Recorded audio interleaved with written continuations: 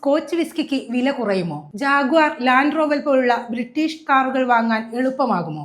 Indian വസ്ത്രങ്ങൾക്കും ആഭരണങ്ങൾക്കും UK-യിൽ ഇനി വലിയ വിപണി തുറക്കുമോ?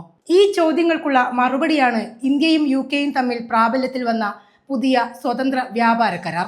പ്രധാനമന്ത്രി നരേന്ദ്രമോദി ഇതിനെ വിശേഷിപ്പിച്ചത് ചരിത്രപരമായ നാഴികക്കല്ല് എന്നാണ്. എന്നാൽ ഈ കരാർ യഥാർത്ഥത്തിൽ ആരെയാണ് കൂടുതൽ സഹായിക്കുക? സാധാരണക്കാരുടെ ജീവിതത്തിൽ എന്ത് മാറ്റമാണ് ഉണ്ടാവുക? വിശദമായി പരിശോധിക്കാം. സ്വതന്ത്ര വ്യാപാര കരാർ അല്ലെങ്കിൽ FTA രണ്ട് രാജ്യങ്ങൾ തമ്മിലുള്ള ഇറക്കുമതി തീരുവ കുറയ്ക്കുകയോ ഒഴിവാക്കുകയോ ചെയ്യുന്ന കരാറാണ്. ഒരു രാജ്യം മറ്റൊരു രാജ്യത്തേക്ക് ഉൽപ്പന്നങ്ങൾ കയറ്റുമതി ചെയ്യുമ്പോൾ നൽകേണ്ട നികുതിയാണ് ഇറക്കുമതി തീരുവ.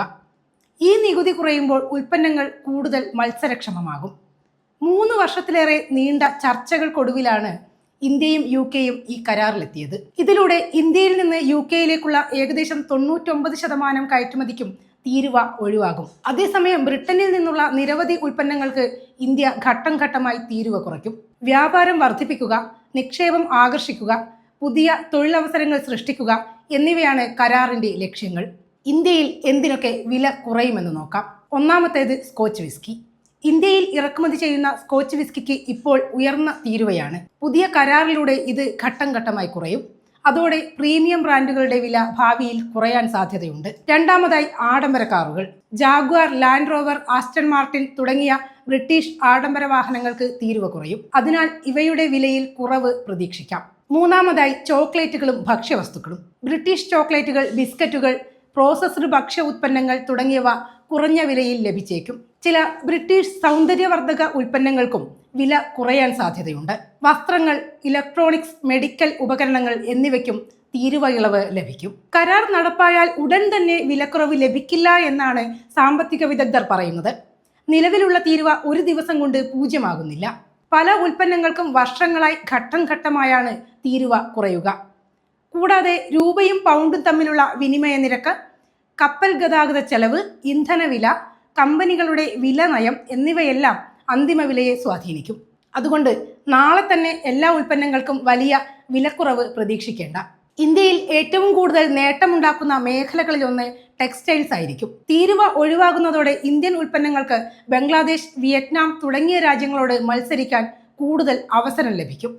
രത്നാഭരണങ്ങൾ, സ്വർണ്ണാഭരണങ്ങൾ, വജ്രങ്ങൾ എന്നിവയുടെ കയറ്റുമതി വർദ്ധിക്കുമെന്നാണ് പ്രതീക്ഷ. ചെരുപ്പുകൾ, ബാഗുകൾ തുടങ്ങിയ ലെതർ ഉൽപ്പന്നങ്ങൾക്കും വലിയ വിപണി ലഭിക്കും.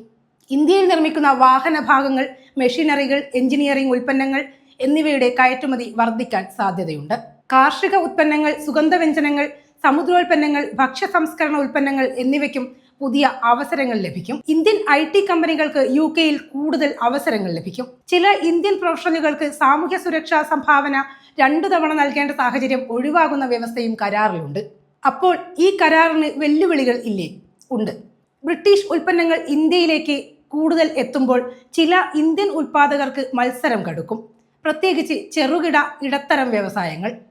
UK-യുടെ ഉയർന്ന ഗുണനിലവാര മാനദണ്ഡങ്ങൾ പാലിക്കാൻ കൂടുതൽ നിക്ഷേപം നടത്തേണ്ടി വരും. സ്റ്റീൽ പോലുള്ള മേഖലകളിൽ ബ്രിട്ടന്റെ കാർബൺ നയങ്ങളും ഭാവിയിൽ വെല്ലുവിളിയാകാം. വിദേശ ഉൽപ്പന്നങ്ങൾക്ക് വില കുറയും, വ്യാപാരം വർദ്ധിക്കും എന്നതിനപ്പുറം ഇന്ത്യയെ ആഗോള വ്യാപാര ശൃംഖലയിൽ കൂടുതൽ ശക്തമായി ഉൾപ്പെടുത്താനുള്ള ഒരു വലിയ സാമ്പത്തിക നീക്കം കൂടിയാണ് ഈ കരാർ. കരാറിന്റെ യഥാർത്ഥ നേട്ടം ഉടനടി കാണാനാകില്ലെങ്കിലും ഒരു കാര്യം ഉറപ്പാണ്: ഇന്ത്യയുടെ ആഗോള വ്യാപാര ചരിത്രത്തിൽ പുതിയ അധ്യായം കുറിക്കുന്ന കരാറായിരിക്കും ഇത്. ഇന്ത്യ UK വ്യാപാര കരാർ ഇന്ത്യൻ സമ്പദ് വ്യവസ്ഥയ്ക്ക് യഥാർത്ഥ ഗെയിം ചേഞ്ചർ ആകുമോ? അതോ പ്രതീക്ഷകൾക്കൊത്ത് ഉയരാൻ ഇനിയും വർഷങ്ങൾ കാത്തിരിക്കേണ്ടി വരുമോ? അതിനുള്ള ഉത്തരമാണ് വരും വർഷങ്ങളിലെ വ്യാപാര കണക്കുകൾ പറയുക.